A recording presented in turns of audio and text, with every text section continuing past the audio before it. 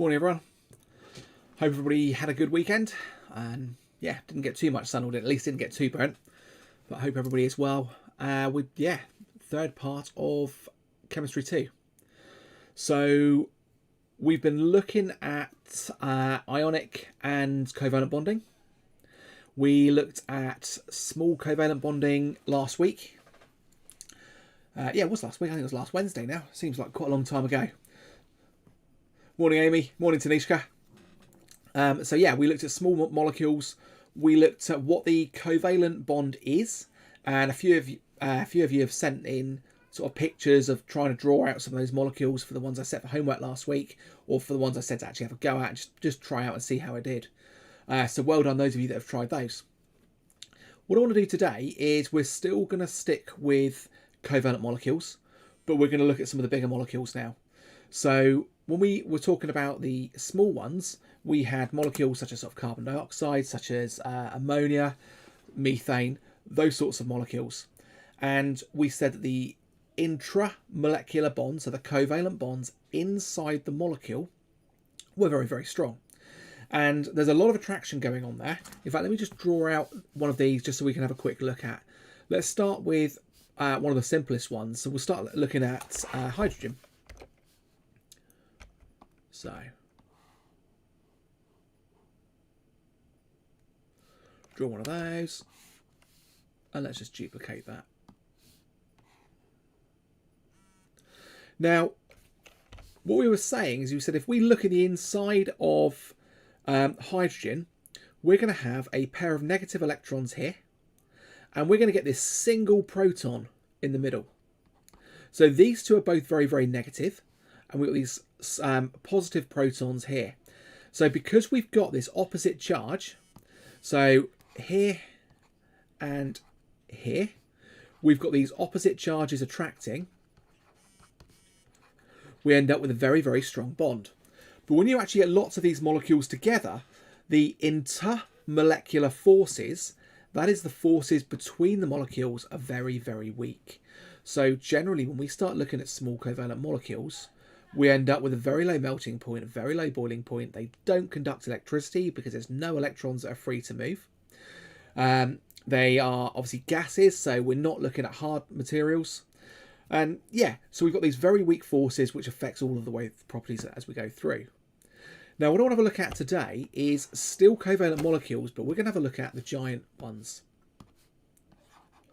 So today is all about giant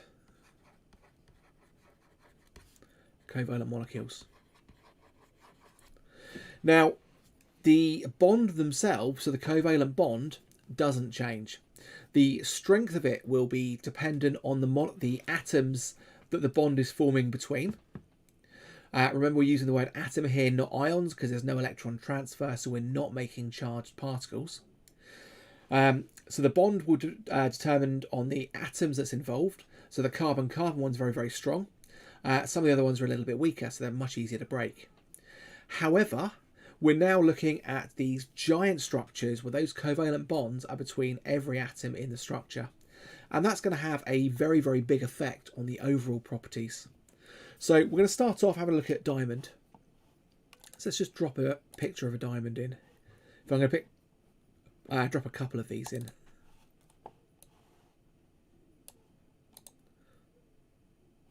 So this is our diamond molecule. Now, if you can remember back to last week, we said that actually carbon is in group 4. So therefore it needs 4 electrons to get to that full outer shell. So carbon always forms 4 bonds. And if you look here, we have 4 bonds around this carbon. We've got 4 bonds around this one, another one over here, and this one. And actually, if we were to look at all of these carbons, apart from the ones on the outside of the molecule, they would all have 4 bonds. And these are very, very strong. So we have these sort of very strong carbon-carbon covalent bond. These are intramolecular, if we want to use that word. I'm going to try and bring it in as often as I can, because I think the more you get familiar with using it in a sentence, And I was talking to somebody recently about this one. With a lot of these keywords, because science can be a bit like learning a foreign language, the best way of you actually getting used to using those words and understanding what they mean is to put them into a sentence and use them in context. So I'm going to drop these words in as often as I can. And if you are writing out revision notes and you're writing sentences out, try and use these words in the correct way. Get used to forming sentences with them, because the more you do that, the more familiar you'll be and the more likely you are to use it in the correct way in the exam. So we've got these very strong carbon-carbon covalent bond, intramolecular bonds. Now, because there's 4 of them between all of the atoms, this means we're going to need lots of energy to break. This means we're going to have a very, very high melting point and a very high boiling point. Because actually, in order for it to melt and for those atoms to be able to move and slide past each other, which is what would happen if it was a liquid, we would have to provide enough energy to cause those particles to vibrate fast enough and strong enough to start breaking some of those bonds. So we're going to have a massively high melting point and boiling point. Now with this one, there are no free electrons. So there's no free, or the better word for this one, delocalized electrons. All of the electrons are going to be tied up in one of these bonds. Because if you can remember when we did our covalent bond, we're going to have one electron from this one electron from that one, and that's going to be a pair of shared electrons. So there's no free electrons around the outside of those carbons, which are going to be able to move through the structure and carry a charge. So we've got no free electrons, so in that case, it does not conduct electricity. Oh, let's put in conduct.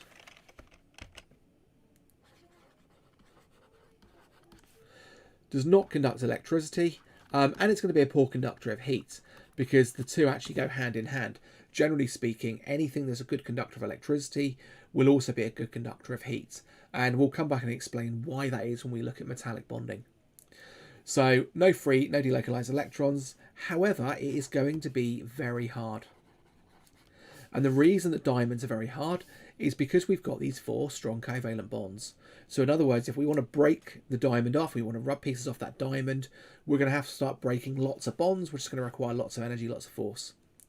So we've got a very, very hard structure, and diamond is one of the hardest substances that we know of for that reason. Now, there is another structure that has another molecule. In this case, it's going to be a compound. Remember, diamond is not a compound, it is only a molecule, because there is only carbon atoms. There are no other elements involved. In order for it to be a compound, we would have to have 2 or more different elements. But there is a compound which forms a very similar structure. So let me just drop in a picture of this one as well. There it is. All of these pictures are taken straight from the exam board. So they are ones that you would have had in the exam in the past, and the ones that could come up in the future. So it's worth just being familiar with them. Now, what this one is each of these black circles is silicon, and each of the white ones is going to be oxygen. And this is silicon dioxide.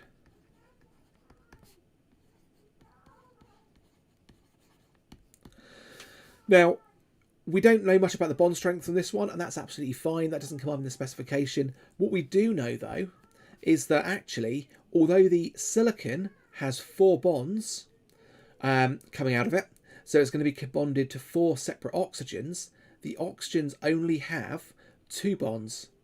So each oxygen is going to be bonded to 2 silicon. So it's actually much easier to melt this one. So it's still going to have a high melting point and boiling point for the same reason as diamond, but it's nowhere near as high. So this is, but it's lower than diamond. In the same sort of respect, it's still going to be a very hard molecule, a very hard substance, but nowhere near as hard as diamond itself. So it's much easier to break those bonds. It's a bigger molecule, there's more space, but actually what we have here is we've only got 2 bonds from the oxygen, even though we got the 4 from the silicon. So it drops the properties down. It still doesn't conduct. There's still no delocalized or free electrons anywhere in that molecule. But it's worth making sure that you can make a comparison between the two. It's not specifically mentioned in the specification. I don't think. I have to check. However, it does come up in the exams fairly frequently, so you need to be aware of that. Silicon dioxide we know of. I mean, we call it sand. So if you're looking at sand on the beach, it is mostly silicon dioxide with other minerals added. And glass is made out of silicon dioxide. So normal glassware that we use would be made from sand, melted down, processed to remove the impurities. And then what we've got left with is silicon dioxide itself. But actually, we know we can melt it, we know we can process it, whereas I wouldn't like to try and melt diamonds down to try and do anything with it, to try and reformat it, because the amount of energy it takes is absolutely huge. So that's our diamond. Now, we're going to carry on having a look at other molecules that are made from carbon. And there's a key word that comes in here that we need to be familiar with. And this word is allotrope. And what this word means is different molecules made of the same element. So we're looking at different ways of structuring this element to give different properties. So most of this session today is going to be based upon allotropes of carbon. So diamond is one of those allotropes. Okay? Now, let's have a look at a different one. And it's a really, really common question to compare this molecule, which is graphite, with the properties and the structure of diamond. So all the way through, I am focusing on the structure and how the properties of that molecule is dictated by the structure. So you'll notice with this one, it looks very, very different from the diamond that we had to start with. So what we've got here is we actually now have 3 carbon-carbon. It's still a covalent bond. It's still intramolecular.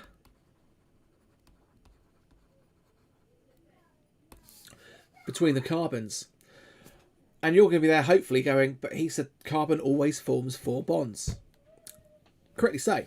The other electron is actually found here. Now, it's not technically bonded. So this is one of those exceptions that seems to come up every now and again in science. Slightly more often in chemistry. Technically, it is helping to keep these layers together. So we could consider it a bond. Yet graphite is definitely an allotrope of carbon. So any molecule that is made of just carbon would be considered as an allotrope of carbon. What we're doing is we're restructuring them to give different properties. So we've got these 3 carbon-carbon covalent bonds, which are still going to require lots of energy to break. So it's still going to give a high melting point and boiling point.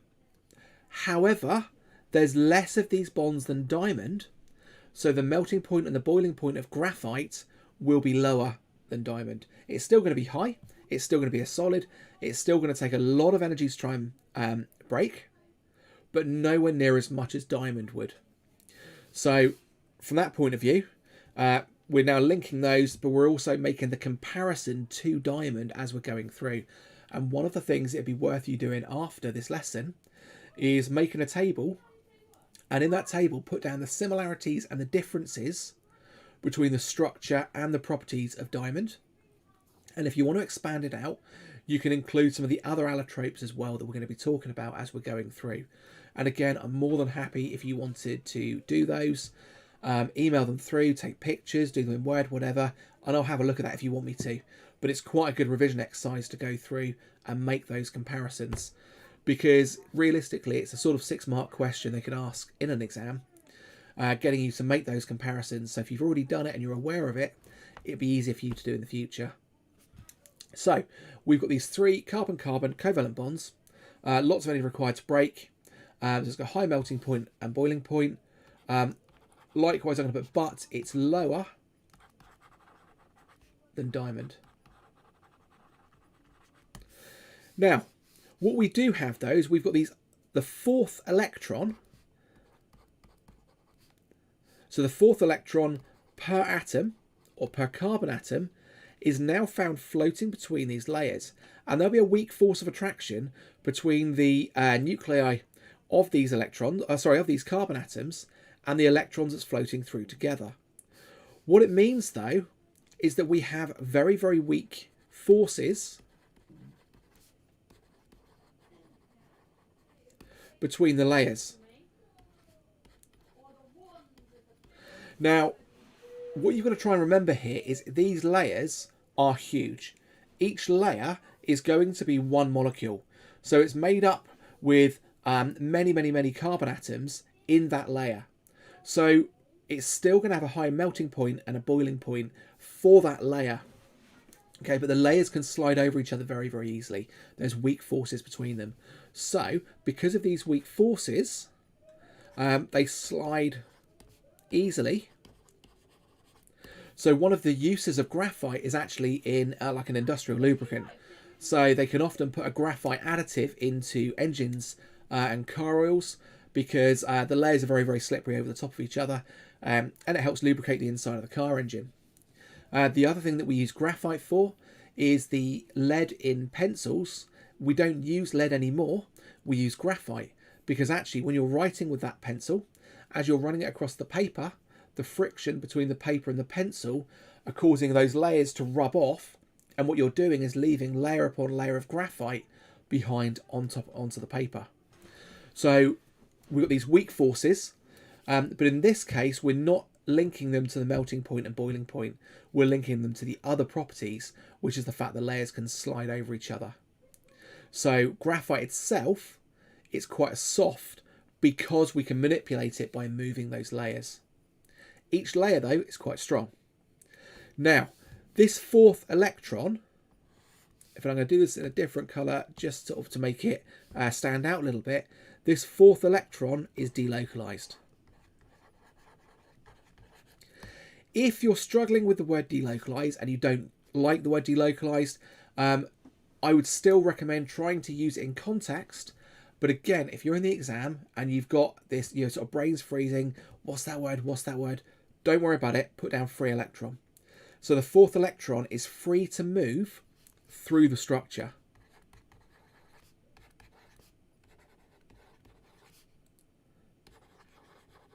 So I'm going to put between the I suppose actually, I don't like the word between. Free to move. Let's put through the layer.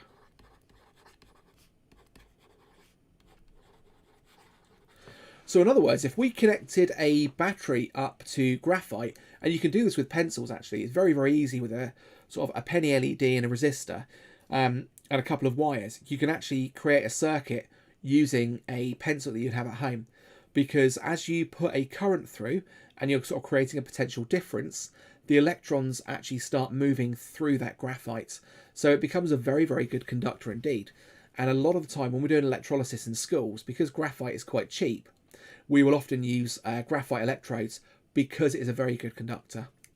And you can do this on paper. You can actually sit there, if you make the layers thick enough, you can actually almost draw circuits with it by going over quite a bit and then connect up with electrodes, and you can get a current running through quite easily. So high melting point and boiling point, but it's lower than diamond. Weak forces, the layers can slide.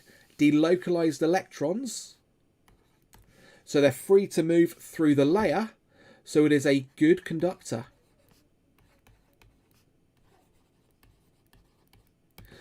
Made of electricity, but as you see when we get to metals, that's also of heat as well. So we've got this idea that it will conduct very, very well. So graphite is often used. Some motors will use graphite as a conduction between the wire coil that's spinning and the rest of the circuit. So we'll have graphite brushes on them. But that comes up in physics when we look at that topic, so we'll do more of that then. So when we look at the differences, we say that diamond doesn't conduct because all of the electrons are tied up in that bonding. But actually, graphite is a very good conductor because it's got that fourth electron for every atom, which is now free to move through the structure and carry that charge. Now, a few years ago, we started realizing that these individual layers of graphite, so if I was to take, let me just draw this out, just copy this in again. Let's do that.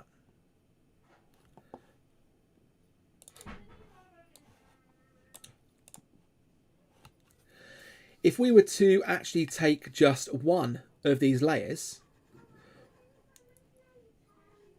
so I'm going to cross that one out and cross that one out, what I'm left with is a material that, for its size, is very, very strong. It's still a very good conductor. In fact, if anything, it's almost comparable to a superconductor. It's got very, very little resistance indeed. We can print it, so we're actually using this in all sorts of things at the moment, and we're still really developing the boundaries of what it can do, and we call this graphene. So this is called graphene. So technically it's another allotrope, although it's pretty much graphite, but it is just one single layer of graphite, and we call it graphene. And we can do different things with it. We can sort of roll it up into nanotubes, and I'll show you a picture of a nanotube in a moment. We've looked at making other structures out of it as well. So what we have is it's very strong. Bearing in mind it's only one atom thick. It's a very good conductor. And it has a very, very low resistance. And we can do lots of things with it. Like I said, we can print it, which means we onto plastic. So when they start looking at some of these sort of flexible mobile phones they're developing, some of these come in with graphene technology. I've started seeing sports shoes now claim that they have graphene as part of the structure of the soles because it's very, very strong. It makes it very hard wearing. So it's beginning to work its way out of sort of science and into mainstream. But we've got a lot of development to go, and the sort of limitations at the moment depends on how small we can actually print it and what we can do with it. But graphene is one of those that's well worth being aware of. Now, what I did say is these nanotubes. So if I take a single sheet of graphene, what I can do is I can roll it up into a tube.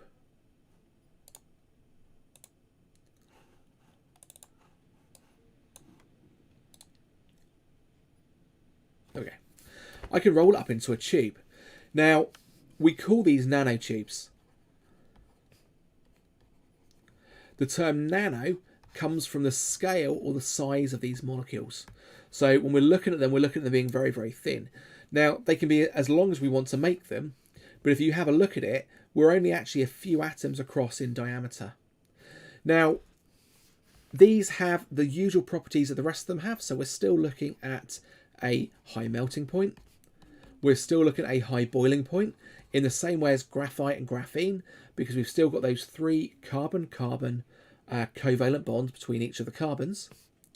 There are still the delocalized electrons that can move through the structure, so it's still going to be a good conductor. I'm not going to write the reasons for this down because you can have a look at the rest of the notes if you need a recap on that one. It's still going to be a good conductor. But it's very, very strong, and it's very strong because the structure of it is a cylinder.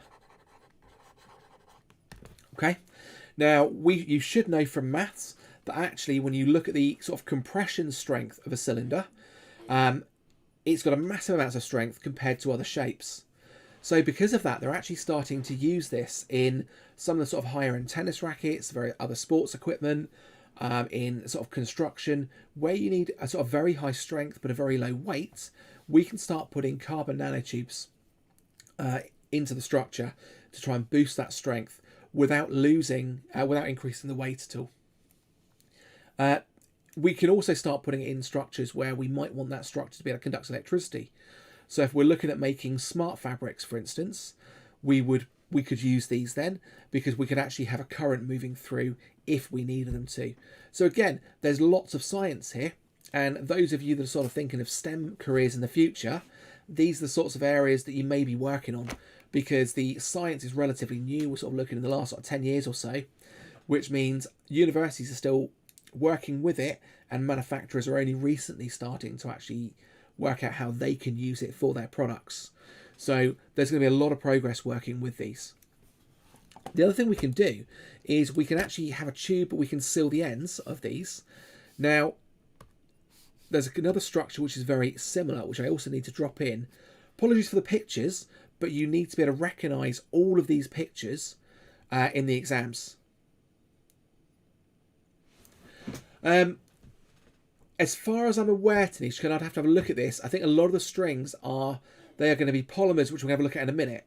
So there'll be things like nylon, but it'll be different polymers that are specific because they need to have a high strength and flexibility to it.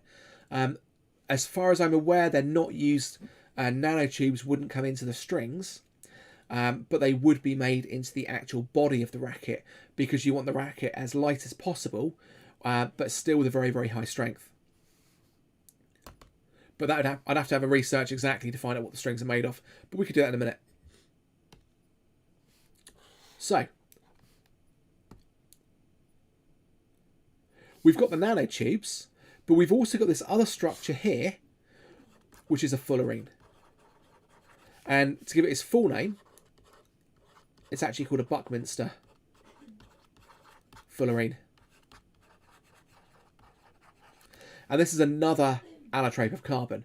So if we have a look at the nanotubes and this, the reason the football's here is we knew that we could make a carbon molecule made out of 60 carbons. So this is normally C60, although there are other sizes and other versions of this as well.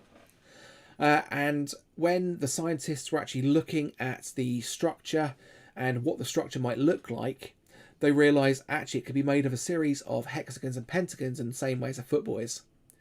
So the footballs are there to indicate actually that's what the structure of these is like. And if you have a look here, we've got a pentagon, we've got a hexagon, and they've actually made these molecules now. Now, the brilliant things about these, and if we had small nanotubes, is they make a very good lubricant indeed. And I've seen questions on this in exams before, because if you think about, rather than having long nanotubes, if we had shorter ones with the ends sealed, or we had these balls, in the same way as, you know, if you ever go into a ball pool or you're going in somewhere where you've got sort of lots of sort of ball bearings, they roll over each other really, really easily because they've got those weak intermolecular forces. So weak forces between them. So they're going to roll over each other and they're going to make an amazing lubricant. The other thing that we can actually use these for, and this is it's very, very new science. We haven't done a great deal with this yet because they're still experimenting. But they're trying to use this as a slow or a specific release of drugs into the body.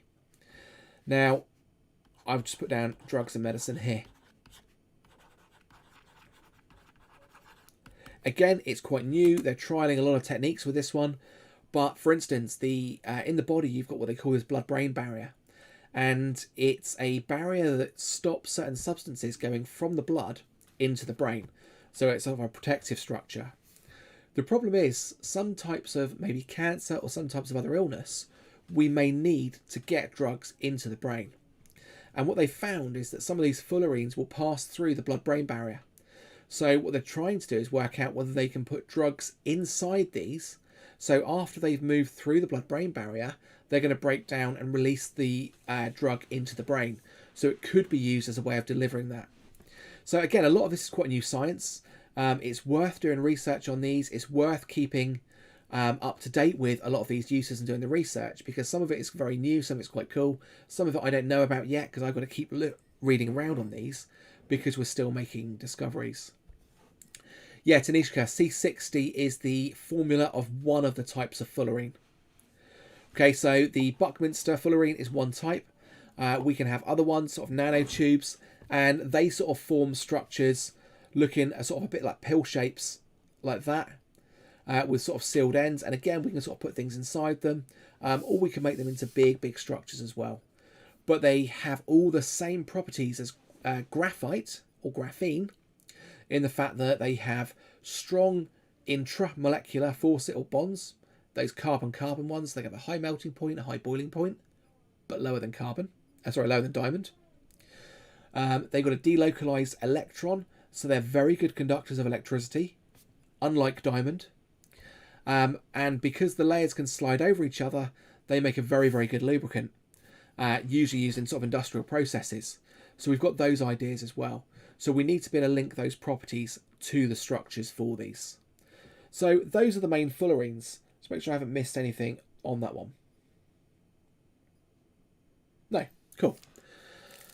So if you've got any questions on that one as I'm going through, type them in and I'll stop and I'll come back. But before I move on to metallic bonding, I want to have a look at polymers. Now, polymers will come up later on when we look at organic chemistry. It comes up a couple of times on this one, but it's one of those areas that is well worth people being familiar with, having a look at, because the more times we come through it, the more times you're likely to remember it. So a polymer is made of a reoccurring chain of covalent molecules. So we're going to have a look at a couple of different types. I'm going to have a look at how we draw them. I'm not going to worry too much about naming them now because I'm going to come back and name them when we look at organic chemistry in the future. But we do need to work out what the monomer and what the polymer is. So let's just have a look at those two key words. So what we're looking at here is, I've just said we've got monomer. In fact, let me just change back to black for a minute.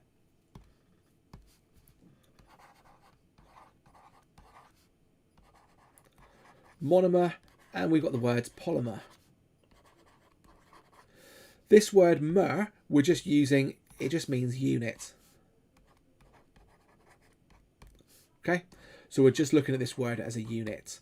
And the unit in this case will be a covalent molecule. The word mono just means one, and the word poly means many. So what we're looking at doing is we're looking at joining a monomer together, or lots of monomers together, to make a polymer. Now, I'm going to give you an example of this. We can start off with a molecule. In fact, I'm going to start off with a molecule called ethene.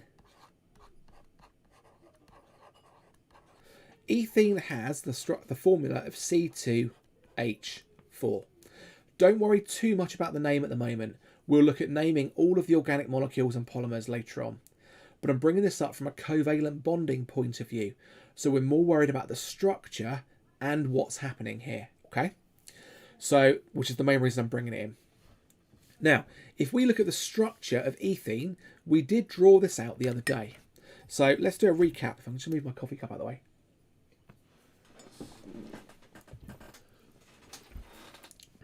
Now, let's just draw the structure of this out as a bit of a recap.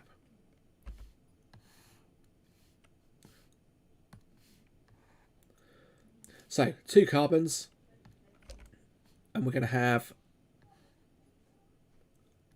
I'm not going to go too much into why I'm drawing that out like the way I did now. If you need to go through that, have a look back at the last video that I did on last Wednesday, because I go through a lot of that then. So what we've got is we've got a molecule looking like this. Hopefully it should be familiar.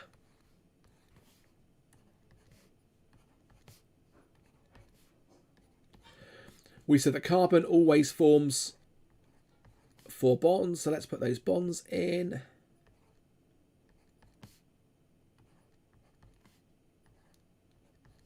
And we end up with our molecule like that.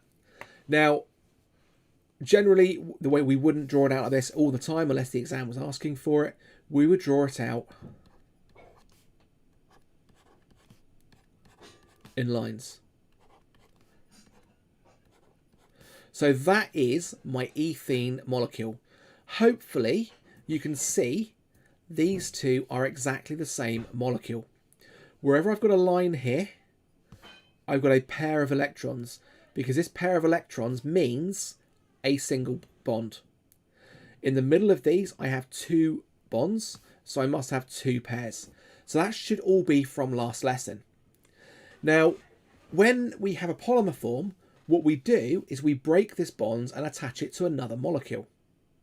So I'm going to redraw this out very slightly just because it makes it easier for you to see what's going on.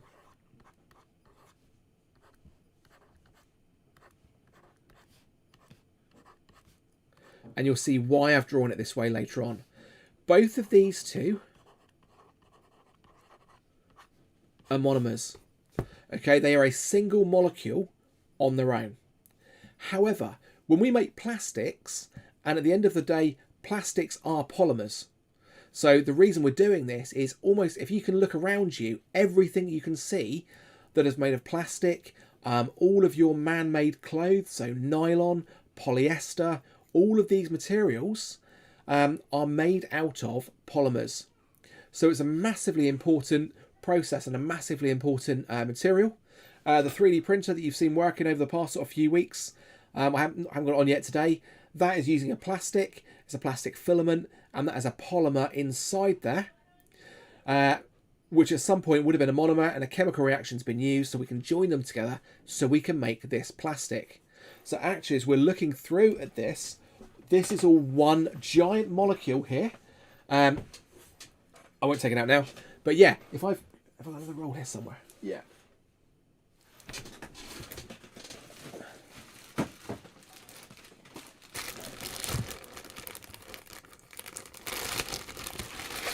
So if we take something like this is literally what I run in the 3D printer. So this is a roll of plastic, and you can see we've got this filament here. And this is one single molecule. Okay? Because what we've done is we've done a chemical reaction and we've joined together a ridiculously large number of monomers, these single unit molecules, in order to make one giant molecule, which is a plastic. And the brilliant thing with that is we can mold them into all sorts of different shapes. So it becomes really easy to work with. So what happens in the chemical reaction is we actually end up breaking this bond and joining it to the next molecule. So let's just move this over. Let me show you what happens. I'm going to draw them all with the hydrogen up, and you'll see why in a moment.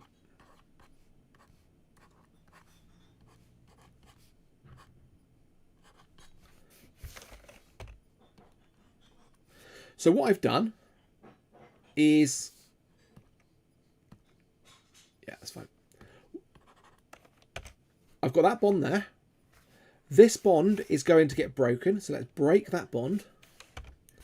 And it's going to join onto another molecule. And the bond on this molecule is going to break, and that's going to join onto the next molecule.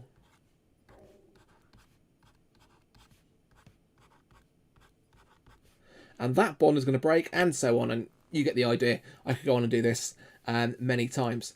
And we could be looking at huge numbers of molecules. So it's not practical to be able to draw this out. We just couldn't physically do it because we wouldn't have enough paper. You guys would, if you're not already, you guys would get really bored with me drawing out thousands of molecules that all look the same.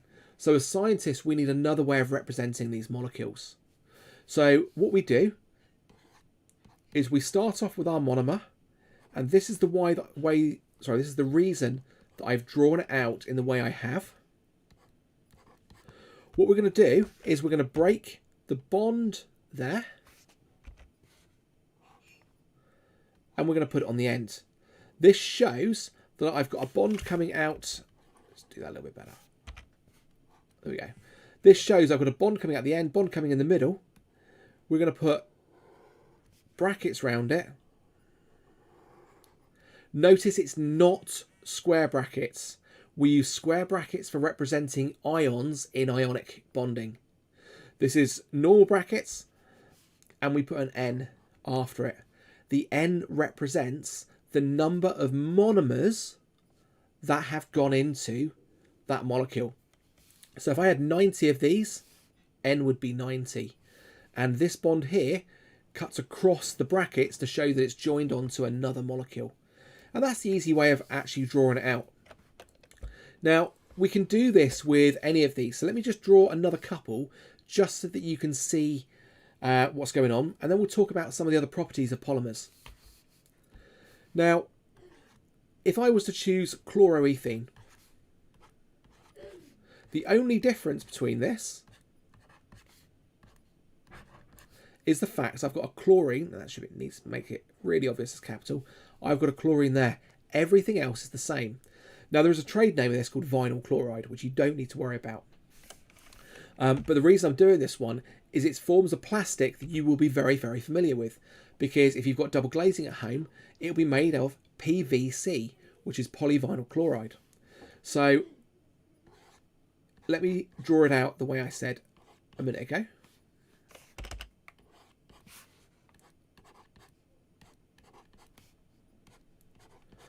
There we go. And we want to turn it into our polymer.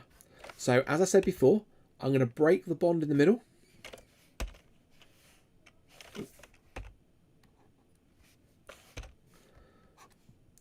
We've got a bond each end. Brackets there. Brackets there. N. And we end up with polyvinyl chloride. So this is my monomer. This is my polymer. Okay, so really quite simple from that point of view. Now, I'm going to do one more. Okay, I'm going to do one more, and then we will have a look at some of the other properties for these. So, let's have a quick look. Let's have a look at propene. Like I said, don't worry too much about the names. I'm using the names. I'm a chemist, what I do. However, we're going to come back and we're going to look at naming of these molecules much more, in a lot more detail and a lot slower than I'm going through now when we come through and do organic chemistry. So I'm really not worried about the naming. It's more just if you can see the difference between the monomer and the polymer here. And then what we'll do is we'll have a quick look at some of the other properties on this today. Particularly linked to sort of some of the filaments and, well, you'll see. So let's have a quick look. Propene, and if you want to have a go at drawing the covalent molecule out for this later on, have a go and send me a picture. So propene looks like this.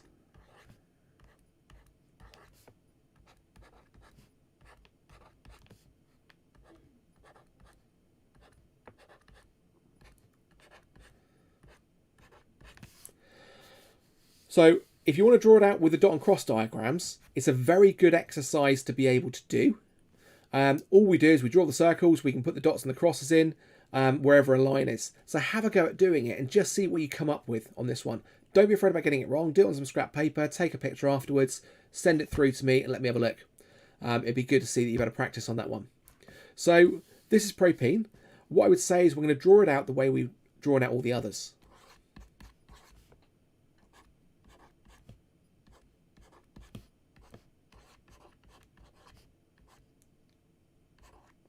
Okay, which is like that. Notice I've simplified this molecule to CH3.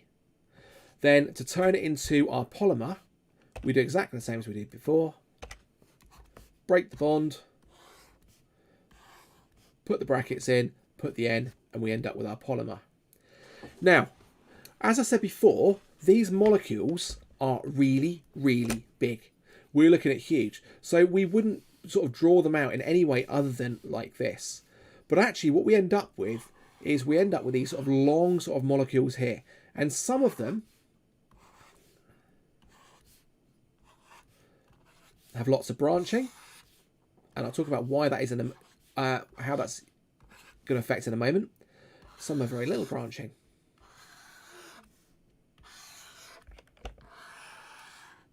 Okay. Sometimes what we can do is we put chemicals between them, acting as lubricants, and I'm going to break each one of these down in a minute to explain the relevance. And sometimes what we do is we put cross links between them to bond them together.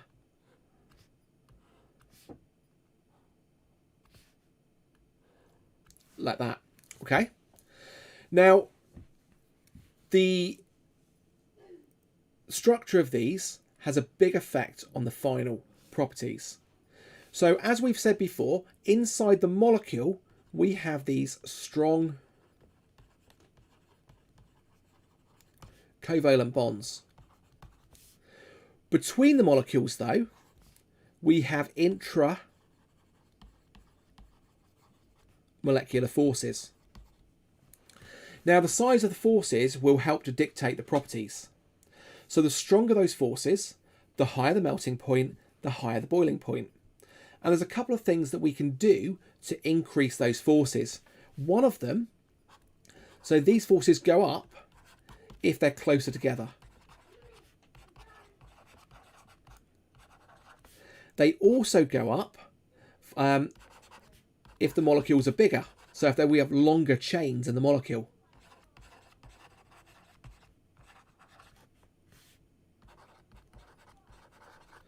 And what I'll do is I'll explain why that is, probably in the last 3 or 4 minutes of this session, because that's quite advanced going into A-level, so I'm not going to worry about that now. But we just need to know that actually, if they're closer together, and that should make sense, because the closer, if you think about magnets, the closer we get magnets together, the stronger the attraction between them. So the closer they're going to get together, the stronger the intramolecular forces, the higher the melting point, the higher the boiling point. But if the molecules get bigger, those forces also get stronger. So if you have a look at the two over this side, the branching here means the molecules are further away from each other. So we're going to get a decrease. And I've made a mistake there, because that's intermolecular, not intra. These ones are the intra. So it's really easy to do. So we've got the branching in the inter. Branching lowers the intermolecular forces, which lowers the melting point and the boiling point and the strength. So you might find your sort of carrier bags are going to be lots of branching. You want them to be quite flexible. So they're going to lower the strength. They're going to have a lower melting point. They're going to have a lower boiling point. But if we had less branching, so the layers get closer together, this is going to do the opposite. So this is the branching here. These are going to do the opposite. These are going to get the molecules very close together. It's going to make those forces go up. It's going to give a high melting point. It's going to give a high boiling point. And it's going to make a very, very strong material. Now, the other thing we can do is then affect what happens to those layers. So over this side, what we've added is we can actually add a lubricant between the layers, which means those layers can slide over each other more easily. And it makes the material a lot more rubbery, a lot more flexible. So if we want something that can bend, that can be a bit more resistant, less brittle, what we can add is we can add a lubricant in there. And in this case, we call it a plasticizer, which basically means those layers slide. We've still got the strong forces between them holding them together, but they now can slide over each other so that it becomes more flexible. If we want to increase the strength, we can add cross links. And that does exactly the opposite of the plasticizer. Rather than allowing them to slide over each other, that locks them in place and it makes it a lot more rigid and a lot tougher. And one of the processes we use this for is in car tyres. The rubber that's used in the car tyres would be very, very soft if we didn't add cross links to it, and it would wear away quite quickly. So we add cross links into the rubber in order to increase the strength of this, so it makes it more hard wearing. We'll come back and, like I said, we'll have a look at this when we do a bit more organic chemistry, but it's worth being aware of those properties. Polymers are all covalent bonds. So a lot of the properties we've looked at when we're looking at the small and the giant covalent molecules links to plastics really, really easily. Just two more words I want to bring in here, and I'm not going to talk about it any more than that, but it's worth being aware of them. We can have Thermo Softening.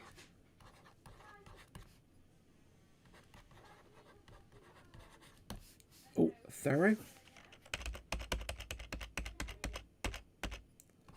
There we go.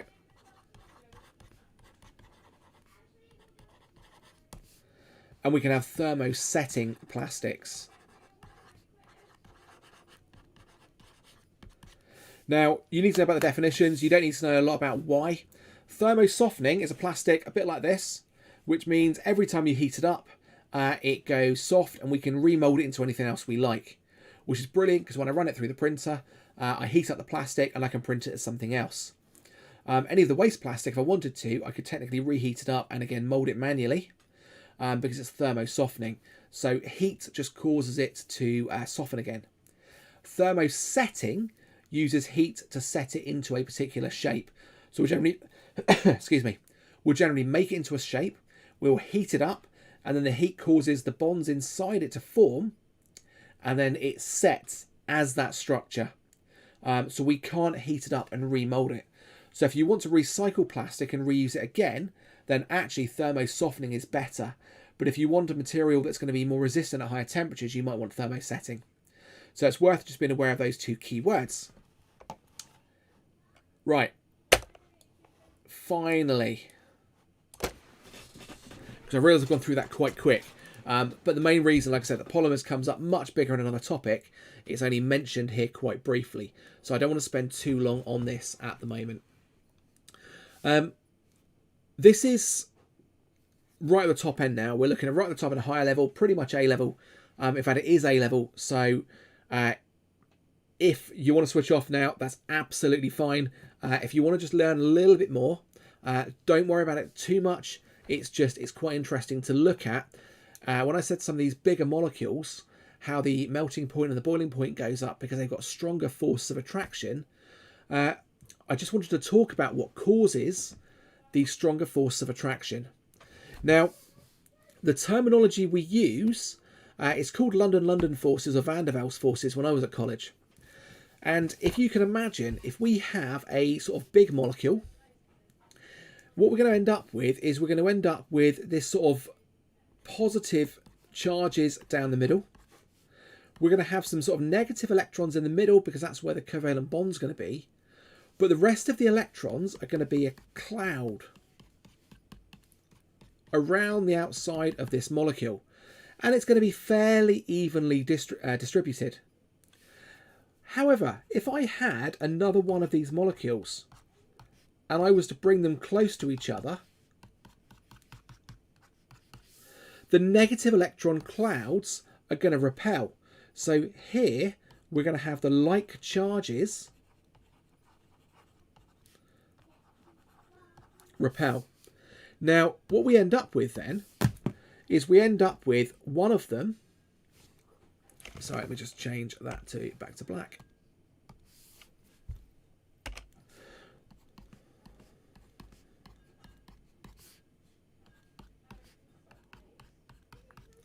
One of the electron clouds moves away. And what that does is leave this end of the molecule exposed. Now, these are very, very small charges.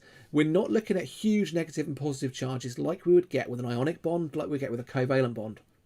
We're getting these clouds moving around, and we end up with this sort of positive end of the molecule. The other end of the other electrons basically move towards it. So we now have this negative end here and a positive end, which means what we've actually got is a force of attraction between them.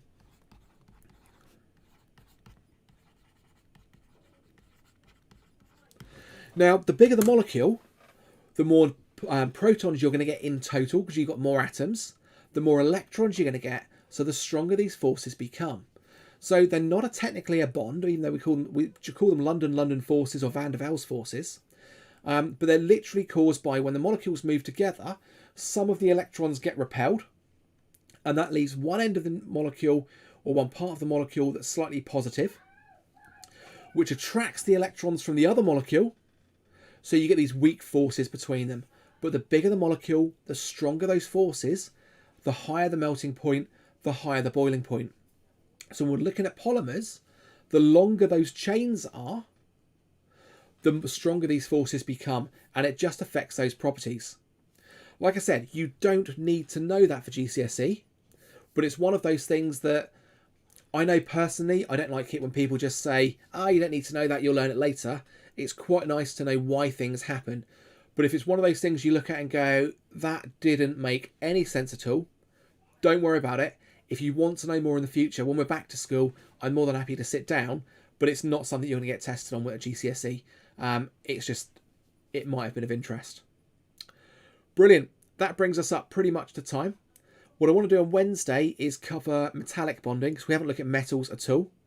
We also need to have a look at alloys, and we need to have a look at those properties. And I want to have a look at some exam questions that are linked to this as well, because you can guarantee there will be a question at some point, if not several questions, on the structure and bonding of molecules. We had a look at some of the ionic ones, but we haven't had a look at the sort of exam questions that might come up with covalent. But there are almost always questions on doing dot and cross diagrams.